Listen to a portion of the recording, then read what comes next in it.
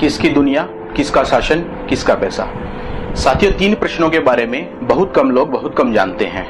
उनको पता ही नहीं है कि दुनिया पर आखिरकार शासन कौन कर रहा है। शायद सबको लगता है कि देश की सरकारें वो शायद सर्वोच्च हैं, लेकिन उनके ऊपर कुछ लोगों को लगता है कि शायद पूंजीपति बैठे हुए हैं। लेकिन उनके ऊपर क्या है, ये पूरी व्यवस्था कैसे चल रही है और कौन शासक है, ये समझ नहीं पा रहे हैं। और इस पूरी व्यवस्था में ये लोग नहीं समझ पा रहे हैं कि दूसरा प्रश्न जो है कि दुनिया में इतना अन्याय, अत्याचार, गरीबी, बेरोजगारी, हिंसा, युद्ध इत्यादि क्यों है। उनको लगता है शायद या तो ईश्वर ने ऐसा किया है, उनकी किस्मत में कुछ ऐसा है, या दुनिया शायद ऐसे ही चलती है, ये तो है ही ऐसा।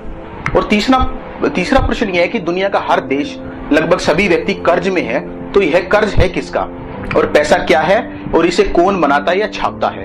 पैसे के बारे में बहुत कम लोग बहुत कम ही जानते हैं, बस उनका प्रयोग करना जानते हैं, ये नहीं जानते कि पैसा क्या और कितना होना चाहिए, कहां से आता है। तो इस पूरी व्यवस्था को समझने के लिए हम आगे देखते हैं। अंग्रेजों ने हमें कभी आजाद नहीं किया, बस उनके शासन करने के तरीके बदल गए और हमने आजादी का भ्रम पाल लिया।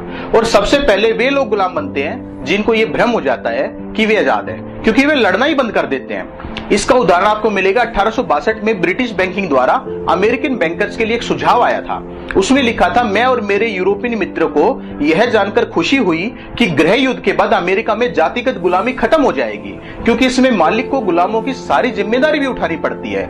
जबकि सबसे सरल तरीका यह है कि पूंजी द्वारा लोगों की आमदनी नियंत्रित करके उनको नियंत्रित किया जाए। और यह सब किया जा सकता है पैसे को नियंत्रित करके, अर्थात पैसे को नियंत्रित करके। जो गुलामी का तरीका, जो पहले सीधे सीधे गुलाम बनाते थे, अब वो सीधे सीधे नहीं, पैसे के माध्यम से पूरे देश और दुनिया को गुलाम बना के कुछ लोग बैठे हैं और पैसे पर उनका नियंत्रण हो गया है। तो इसको हम आगे समझते हैं। आप देखेंगे कि वो लोग जो है जनता को भेड़ बकरी मानते हैं। उनको लगता है कि ईश्वर ने उनको पूरी दुनिया पे शासन करने के लिए भेजा है और ये जो जनता है ये भेड़ बकरी है। और वो कहते हैं इनका काम सिर्फ इतना है कि पैदा होना है, इनको पढ़ाई करनी है ताकि ये हमारी नौकरी कर सके, शादी करके नए बच्चे पैदा करने हैं जो हमारे नए गुलाम बनेंगे, रिटायरमेंट करके और आराम से मर जाएं। बस हमारी गुलामी के लिए लोग पैदा हों। और इनके ऊपर इन लोगों ने ऐसा नियंत्रण के लिए सरकारें बैठा रखी हैं। कुछ लोग वैसे तो मानते ही नहीं कि दुनिया में कुछ गड़बड़ है। जिन लोगों को लगता है कि दुनिया में शायद कुछ गड़बड़ है, तो पहले तो उनका मानस नियंत्रित करने के लिए धर्म, सत्ता और मीडिया और शिक्षा व्यवस्था, ये मानस नियंत्रित करने के लिए बनाई है ताकि लोग विद्रोह करे ही ना। लेकिन अगर विद्रोह करे तो सरकारें हैं उनके ऊपर, खुफिया संस्थाएं हैं। खुफिया संस्था लोगों को विद्रोह करने से रोक देती हैं। फिर कोई विद्रोह करके आ भी जाए तो सेना है दमन करने के लिए, पुलिस है, कोर्ट है, जेल है, कानून है। ये पूरी व्यवस्था लोगों का दमन करने के लिए बनाई गई है। और लोगों को बताया जाता है कि नहीं नहीं, सरकारें तो देखो आपकी भलाई के लिए बैठी है आपके ऊपर, जबकि सरकारें स्वतंत्र नहीं है। सरकारों के ऊपर भी पूरे विश्व के संसाधनों को नियंत्रित करने के लिए बहुराष्ट्रीय कंपनियां बैठी हुई हैं। Reliance, IBM, Walmart, Monsanto, Toyota, ये जितनी भी कंपनियां हैं ये सब सरकारों को चलाती हैं। लेकिन ये कंपनियां भी स्वतंत्र नहीं है। बहुत सारे लोगों को लगता है कि शायद विदेशी कंपनियों को अगर हम देश से भगा दें तो फिर सब ठीक हो जाएगा। लेकिन कंपनियां स्वतंत्र ही नहीं है, कंपनियों को भी नियंत्रित किया जा रहा है। कंपनियों को नियंत्रित करने के लिए इन लोगों ने विश्व का आर्थिक नियंत्रण करने के लिए एक ढांचा बनाया है। इस ढांचे में IMF, इंटरनेशनल मॉनेटरी फंड हो गया, विश्व bank, bank of international settlement, और पूरी दुनिया के हर देश में एक केंद्रीय बैंक, वहां का कर इकट्ठा करने के लिए कर राजस्व, ब्याज राजस्व, ये संस्थाएं बना रखी है और वहां से ये पूरी दुनिया को चलाते हैं।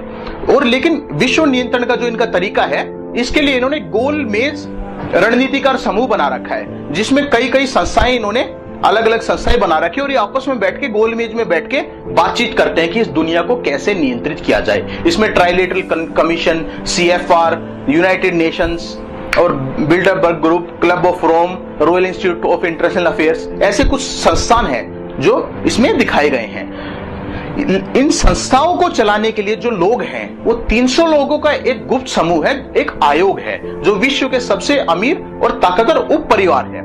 लेकिन इन 300 परिवारों के ऊपर भी 13 मुख्य परिवार है, 13 लोगों का एक शीर्ष परिषद है। ये 13 पूरी दुनिया के सबसे ताकतवर परिवार हैं और इनका एक एक प्रतिनिधि जो लंदन का काउंसलर चुने जाते हैं, उनमें ये अपने एक एक प्रतिनिधि को भेजते हैं। और उसके ऊपर है विश्व के शासक।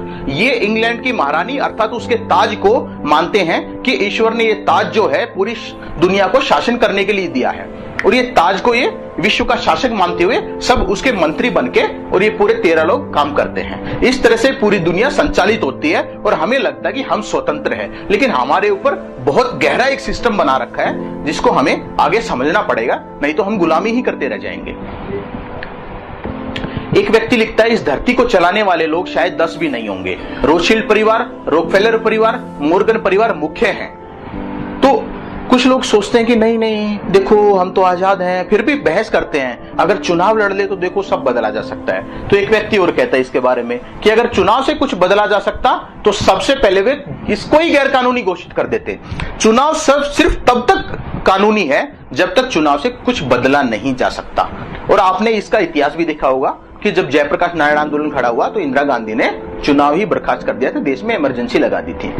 तो ये पूरा व्यवस्था को आगे समझना है। तो हेनरी फोर्ड ने इसके बारे में एक बात कही है। हेनरी फोर्ड कहता है यह अच्छा है कि देश के लोग हमारे बैंकिंग और मौद्रिक प्रणाली यानी मॉनिटरी सिस्टम, पैसे के सिस्टम को नहीं समझते। अगर समझते तो मुझे विश्वास है कि कल सुबह होने से पहले क्रांति हो जाएगी। अर्थात कोई एक ऐसी चीज है जिसको अगर लोग समझ जाए तो सुबह होने से पहले क्रांति निश्चित है। तो वो क्या चीज है, वो पैसे की व्यवस्था क्या है, इसको समझने के लिए हमें समझना पड़ेगा आखिरकार ये पैसा ही क्या है। तो बाप बड़ा ना भैया, सबसे बड़ा रुपया। तो आप यहां 3 नोट देखेंगे। आप देख रहे हैं कि एक तो ये नोट है भारत सरकार का, 1 रुपया का नोट है ये। 1 रुपया एक चांदी का भी रुपया होता था, ये भी भारत सरकार का था 1919 में जब अंग्रेजों का शासन था। और 1 रुपया आजकल एक नया आता है, आपको देखोगे गिलेट का रुपया आता है। तो तीनों रुपया इस पे भारत सरकार लिखा है। लेकिन आप एक और नोट देखोगे, 2 रुपये से लेके 1000 रुपये तक के नोट जो है उनमें आप देखोगे कि उस पे भारत सरकार नहीं भारतीय रिजर्व बैंक लिखा रहता है।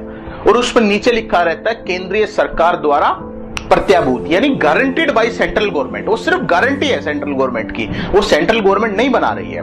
और नीचे लिखा रहता है मैं धारक को 100 रुपया अदा करने का वचन देता हूं। अर्थात कोई इस कागज को रिजर्व बैंक के गवर्नर के पास ले जाए तो वो उसको 100 रुपया दे देगा। अर्थात ये 100 रुपया नहीं है, ये सिर्फ एक 100 रुपये की रसीद है। लेकिन जो ऊपर आप नोट देख रहे हैं ये 1 रुपया है, इस पे कहीं नहीं लिखा कि मैं धारक को 1 रुपया देने का वचन अदा करता हूं। और इस पे जो 100 रुपये के नोट पे हस्ताक्षर किसके मिलेंगे, रिजर्व बैंक के गवर्नर के। किंतु 1 रुपये के नोट पर हस्ताक्षर किसके मिलेंगे, आप ध्यान से देखोगे तो वित्त सचिव के, वित्त मंत्रालय के जो वित्त सचिव है उसके, भारत सरकार के हस्ताक्षर मिलेंगे। तो अब हम आगे समझते हैं कि ये पैसा आता कहां से है। तो इसको समझने के लिए हमें समझना पड़ेगा कि ये बैंक क्या है, क्योंकि बैंकों के जन्म के साथ ही ये चीजें आई हैं। इसको अगर गहराई से समझना है तो आप हम देखते हैं इनका इतिहास। लोग पहले सुनारों के पास अपना सोना चांदी सुरक्षित रखते थे, तो वो सुनारों के पास ले जाते थे क्योंकि सुनारों के पास ज्यादा अच्छी तिजोरी होती थी। तो सुनार क्या करते थे कि बदले में उनको एक रसीद काट कर दे देते थे। तो एक समय पर उन्होंने देखा रसीद काट कर दे देते थे, जितना सोना जमा कराया चांदी जमा कराया, कि सिर्फ 10% लोग ही रसीद के बदले में अपना पैसा वापस लेने आते हैं। तो उनके दिमाग में एक तरकीब आई कि क्यों ना 10% रखे, बाकी 90% है उसको क्यों ना कर्ज पे देना शुरू कर दिया जाए। तो उन्होंने कर्ज पे देना शुरू कर दिया। अब जिस व्यक्ति ने कर्ज लिया होगा उसने कहीं खर्च किया होगा, और जब खर्च किया होगा तो घूमकर वापस से सुनार के पास आ गया। तो जो 90% का जो हिस्सा आया उसमें से सुनार ने फिर 10% रख लिया, उसको रसीद काट कर दे दी और 10% रख लिया, और बाकी फिर से उसका 90% लोन पे देना शुरू कर दिया। इस तरह से एक ही पैसे को घूम घूम कर बार बार कई गुना लोगों को कर्ज पे दे दिया। पैसा एक ही है लेकिन वो बार बार घूमता रहता है, इसलिए कई बार कर्ज पे दे दिया। इन लोगों को मनी चेंजर बोलते थे। और जो ये प्रक्रिया है इसको अंश रिजर्व बैंकिंग अर्थात फ्रैक्शनल रिजर्व बैंकिंग बोलते हैं। ये फ्रैक्शन एक रखते हैं इसलिए फ्रैक्शनल रिजर्व बैंकिंग बोलते हैं। इसको इस चार्ट से अच्छे से समझा जा सकता है। मान लो कि एक व्यक्ति 100 तोला चांदी हमारे यहाँ 1 रुपया बोला जाता है, 100 रुपया मान लीजिए, वो लेके गया एक सुनार के पास कि भाई साहब ये मेरा 100 तोला चांदी, आप मुझे एक रसीद दे दीजिए, जमा कर लीजिए। तो सुनार क्या करता था कि उसको एक 100 रुपये की रसीद काटकर दे देता था। तो देखिए जैसे अब रसीद काटकर देगा तो रसीद भी कुछ इस तरह की दिखेगी जैसा कि ये आज का नोट दिखता है। तो रसीद काटकर उसको दे देता था। इससे क्या था कि पैसे की जो मात्रा है वो अभी भी 100 रुपये रहती थी। मतलब कि लोगों ने क्या किया, जब ये रसीद आई तो इस रसीद को ही पैसे के रूप में प्रयोग करना शुरू कर दिया। तो अब ये रसीद भी पैसा बन गई एक तरह से।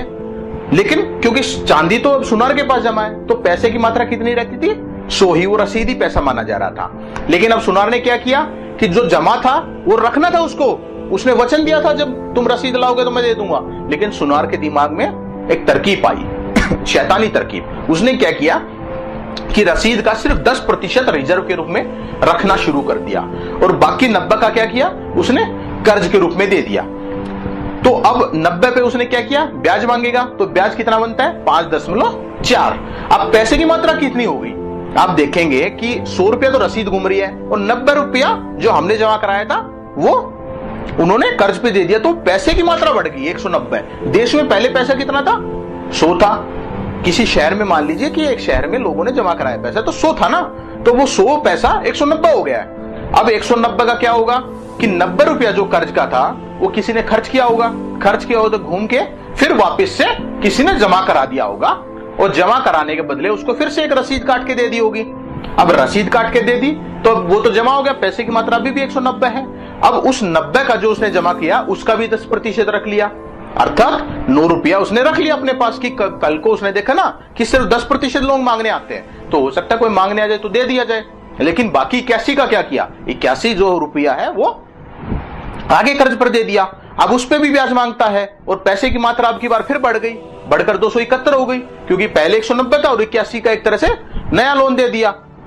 तो 271 में से फिर यही प्रक्रिया बार बार चलती रहेगी। अब इसमें क्या है कि 81 को डिपॉजिट किया, 81 की रसीद काटी, पैसे की मात्रा अभी भी 271 है, रिजर्व के रूप में अब की बार फिर उसने 10% रखा, लोन दे दिया बाकी का और उस पर भी ब्याज मांग रहा है, पैसे की मात्रा फिर से बढ़ गई और 343.9 हो गई।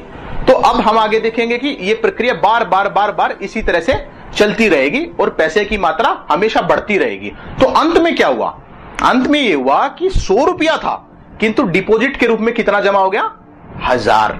100 रुपया था, 1000 नहीं था, लेकिन उन्होंने ऐसा खाता लिखित की कि 100 रुपये का उन्होंने एक तरह से 1000 बना लिया और 1000 रुपए की रसीद काट के दे दी। ये रसीद ही अब लोग पैसा मानने लगे थे, तो एक तरह से उन्होंने 900 रुपया अपनी जेब से बना के दिया है। तो जो 100 रुपया था वो तो अभी भी रिजर्व का रखा है, लेकिन 1000 रुपए की रसीद घूम रही है और उन्होंने 900 रुपया कर्ज पे दे दिया, जिसपे वे 54 किलो या 54 रुपया, अगर इसमें तोला में मानोगे तो 54 तोला, या अर्थात 100 पे 54 ब्याज बनता था, एक तरह से लगा लीजिए, और पैसे की मात्रा बढ़ा के 1000 कर दी लोगों ने। इसको बोलते हैं फ्रैक्शनल रिजर्व बैंकिंग, अर्थात ये एक पैसे को बार बार कर्ज में देते रहते हैं।